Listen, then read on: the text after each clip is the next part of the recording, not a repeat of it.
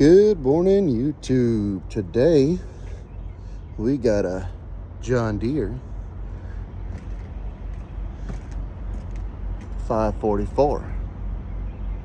Okay, so first off, they tell you this thing, broker told me it was 29,000 pounds. It is not 29,000 pounds. It is about 35,000 pounds. So it is also Blitz week this week. So I figured why not do a little bit of securement, how I do this one, and go from there. So as you can see, I got two in the front. These are 1/2-inch chains, grade 80, rated at 12,000 pounds, working load limit. So because you're doing a direct tie down from the unit to the trailer, it's a half working load limit. So this chain and binder combination is only worth 6,000 pounds of securement. So I have 1, 2, 3, 4 chains, 5 and 6 chains on this, which gives you 36,000 pounds of securement.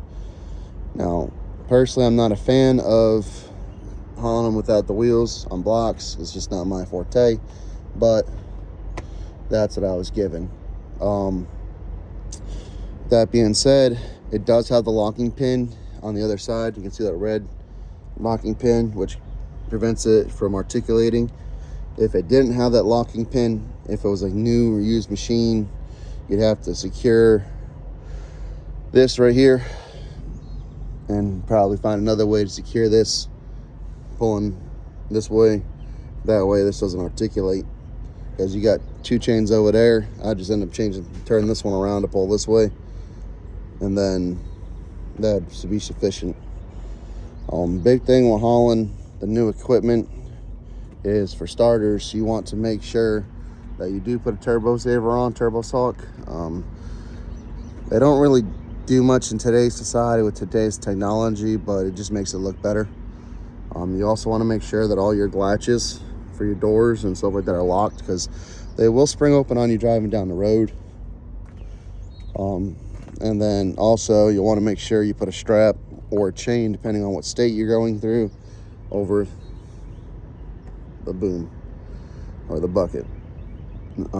So I opted with the strap, and that gives me another 3,335 pounds of securement. So we'll just say 3,300.